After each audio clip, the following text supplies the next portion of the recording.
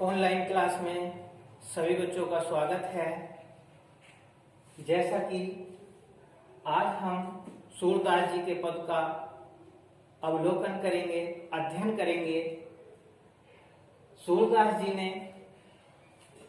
अपने पद में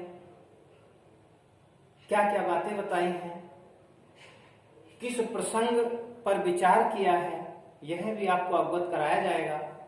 यहाँ पर सूरदास जी का जो पद है, इसमें सगुण और निर्गुण दोनों भक्तियों पर विचार किया गया है। तो पहले हम इसको पढ़ लेते हैं और उसके बाद इसके अर्थ को समझने का प्रयास करेंगे। और आज मैं आपको बता दूं कि इससे संबंधित बोर्ड परीक्षा में किस प्रकार से प्रश्न पूछे जाते हैं, यह सब आपको बताया जाएगा, ताकि कोई भी समस्या किसी भी छात्र या छात्रा के समक्ष उत्पन्न न हो। तो पहले इसको पढ़ लेते हैं। अविगत गति कछु कहत न आवे, और जो गूंगे मीठे फल को रस अंतर्गत ही भावे। परम स्वाद सब सो निरंतर, अमित तो उपजावे। मन वाणी को अगम अगोचर, सो जाने जो पावे। रूप रेख गुण जागति, जुगति बिनु निरालंबित धावे। और सब विधि अगम विचारही, ताते सूर सगुन पद गावे। तो ये बड़ा ही अच्छा पद लिखा है सूरदास जी ने, और निर्गुण और सगुण दोनों भक्तियों पर प्रकाश डाला है। तो सूरदास जी कहते हैं कि अविगत गति कछु कहत न आवे। जो निर्गुण ब्रह्म है, उसके विषय में कुछ कहा नहीं जा सकता। उसकी भक्ति करना बड़ा ही मुश्किल कार्य है, बड़ा ही कठिन कार्य है, ऐसा सूरदास जी कह रहे हैं। आगे अविगत गति कछु कहत न आवे, इसका अर्थ आपको ठीक से समझ में आ गया होगा कि जो निर्गुण ब्रह्म है, उसके विषय में, उसके आकार के विषय में कुछ भी कहना संभव नहीं है, अर्थात कोई उसके बारे में जानता ही नहीं है। तो बड़ा कठिन कार्य बताया है। निर्गुण भक्ति को सूरदास जी ने बड़ा कठिन बताया है, बहुत कठिन बताया है। जो गूंगे मीठे फल को रस अंतर्गत ही भावे, और परम स्वाद सब सो निरंतर, अमित तो उपजावे। तो यहाँ पे इन्होंने एक उदाहरण दिया है। क्या उदाहरण दिया है? जो गूंगे मीठे फल को रस अंतर्गत ही भावे। कोई गूंगा व्यक्ति होता है, वह बोल नहीं सकता। यदि उसको कोई मीठा फल दे दिया जाए तो वह उसका आस्वादन करने के पश्चात उसे जिस आनंद की अनुभूति होगी, तो वह अपने हृदय में ही उसको भाव प्रकट कर सकता है, उसकी व्याख्या नहीं कर सकता, उसका व्याख्यान नहीं कर सकता। रस जो आया है यहाँ पर, रस शब्द आनंद के लिए आता है, क्योंकि काव्य में आपने रस पढ़ेंगे, और जब रस पढ़ेंगे तो रस का मतलब यही है कि किसी भी कहानी, नाटक, उपन्यास देखने, पढ़ने, सुनने आदि में जिस आनंद की अनुभूति होती है, उसे रस कहा जाता है। तो ये परिभाषा है। तो यहाँ रस का मतलब है आनंद, यानी कि वह आनंद भी ले रहा है, और उस कौन आनंद ले रहा है? गूंगा व्यक्ति। किसका? मीठे फल का। तो मीठे फल का उसने आस्वादन किया और उसे आनंद आया, और आनंद आने के बाद वह उसकी व्याख्या नहीं कर सकता। क्यों? क्योंकि वह गूंगा है, उसकी व्याख्या कर ही नहीं सकता। इसी प्रकार से जो निर्गुण होता है, जो उपासक होता है, निर्गुण उपासक, वह भी उसकी व्याख्या नहीं कर सकता। वह तो अपने मन ही मन में उसका आनंद प्राप्त करता है। आगे क्या है? परम स्वाद सब सो निरंतर, अमित तो उपजावे। यदि कोई व्यक्ति निर्गुण उपासक है, तो वह उसके आनंद की अनुभूति उसी प्रकार करेगा जैसे सूरदास जी ने गूंगे व्यक्ति के विषय में कहा है। वह तो उसी प्रकार अपने मन ही मन में उस भक्ति का आनंद प्राप्त कर लेता है और कैसा आनंद? अमित तोष उपजावे। अमित अर्थात कभी न समाप्त होने वाला। निर्गुण उपासक जब भक्ति करता है तो उसके उत्पन्न होने वाला जो उसे आनंद है, रस है, कैसा अनुभव करेगा?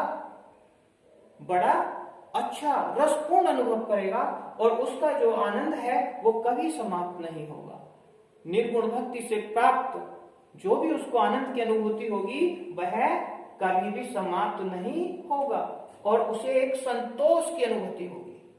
जो सबसे बड़ा धन बताया गया, संतोष धन। मन बानी को अगम अगोचर सो जाने जो पावे।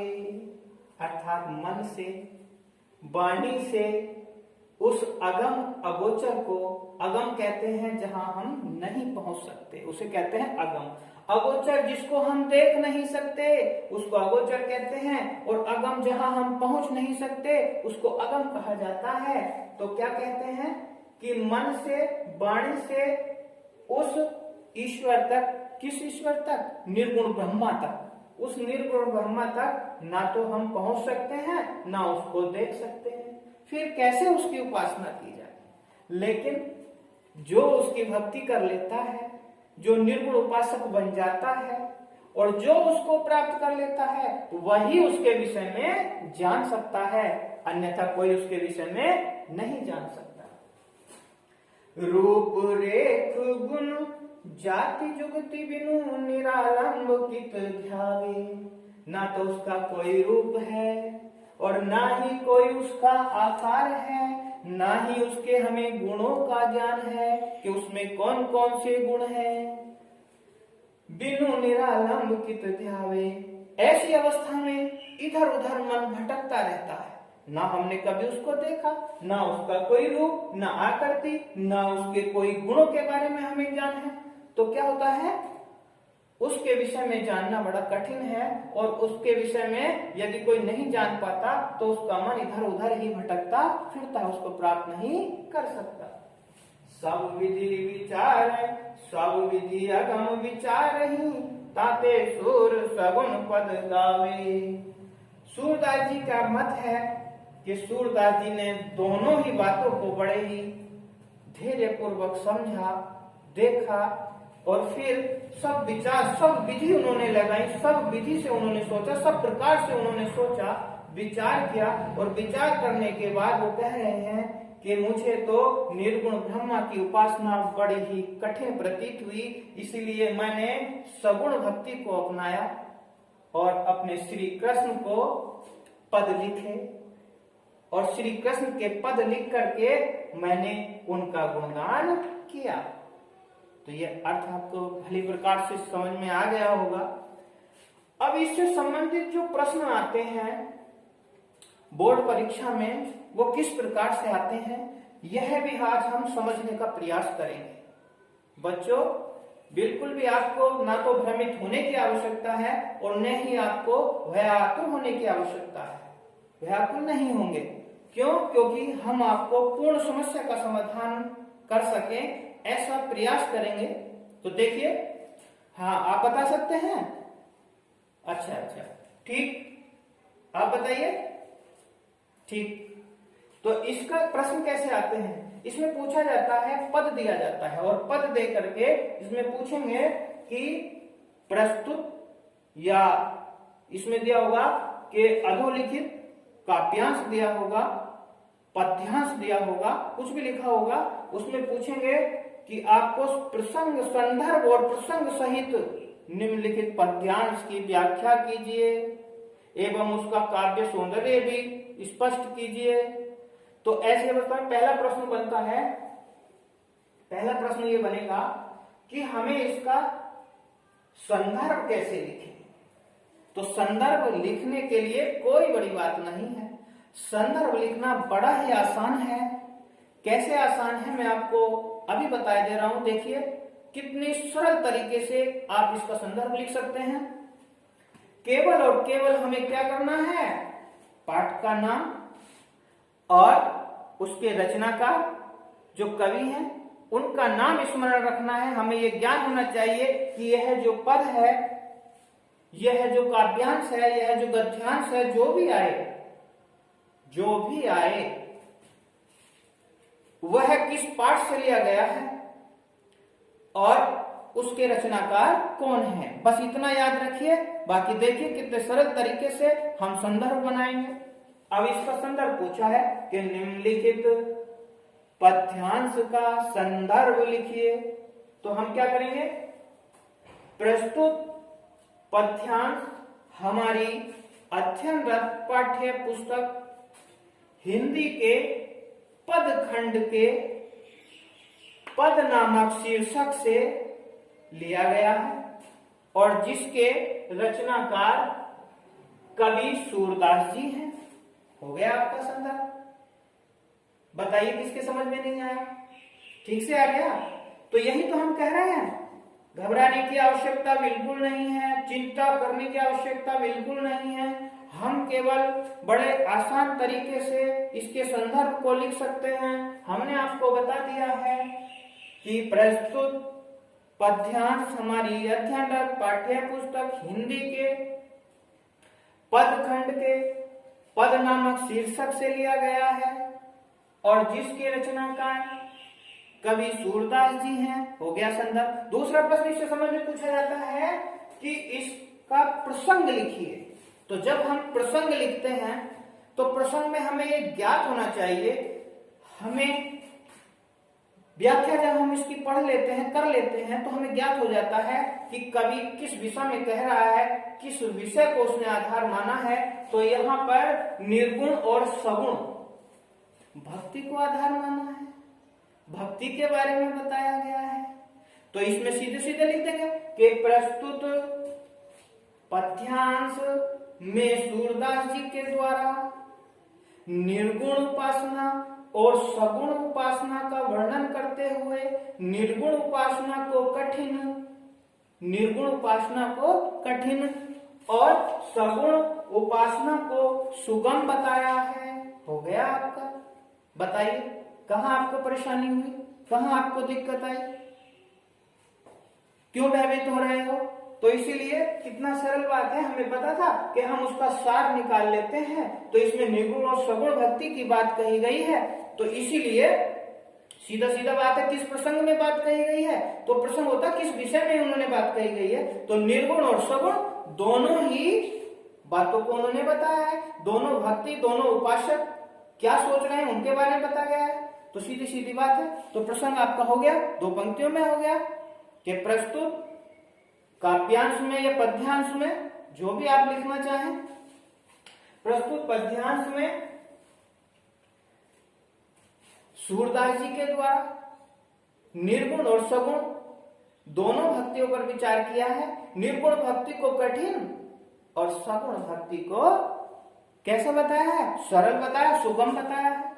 तो ये आपको ध्यान है। तो आपका प्रसंग भी हो गया और आपका संदर्भ भी हो गया। अब जब हम आगे पूछते हैं, आगे क्या कहते हैं, प्रश्न आता है कि व्याख्या कीजिए। व्याख्या अर्थात जो भी यहाँ पर पद लिखा हो, काव्य लिखा हो, तो उसकी व्याख्या करना, उसका विस्तार पूर्वक वर्णन करना ही तो व्याख्या है। तो इसको हमने साधारण शब्दों में ही तो लिखा है कि नहीं लिखा है, बताइए। तो यहाँ पर क्या होता है, हमने इसकी व्याख्या करके बता दी। आपको एक एक शब्द का अर्थ बताया गया है, जैसे जैसे बताया गया है, तो आप इस प्रकार से इसकी व्याख्या कर सकते हैं। कैसे कर सकते हैं, एक बार और देख लीजिए शीघ्रता के साथ।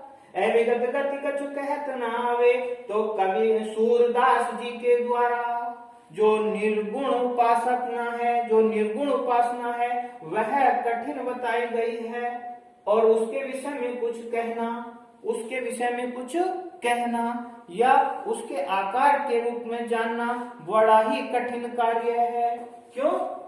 जैसे गूंगे मीठे फल को कैसी बताई है निर्गुण उपासना, कि जैसे कोई गूंगा व्यक्ति किसी मीठे फल को खा लेता है और उसके आनंद का व्याख्या नहीं कर सकता, बखान नहीं कर सकता, केवल अपने हृदय में ही उसके आनंद को प्राप्त कर सकता है, ऐसे ही निर्गुण उपासक होता है।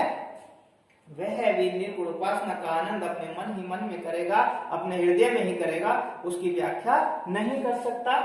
लेकिन उससे जो आनंद प्राप्त होता है वह कैसा होता है? कभी न समाप्त होने वाला, कभी न मिटने वाला और संतोषजनक।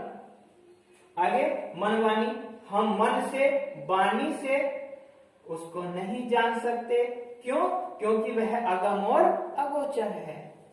वह अगम और अगोचर है।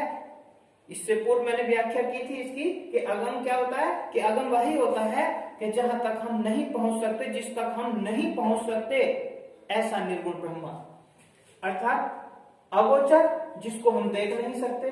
तो ऐसा व्यक्ति बड़ा कठिन है। निर्गुण ब्रह्म की उपासना करना बहुत ही कठिन कार्य है, लेकिन जो उसको प्राप्त कर लेता है उसे बड़े ही आनंद की अनुभूति होती है। कभी उसका आनंद समाप्त नहीं होता और संतोषजनक आनंद होता है।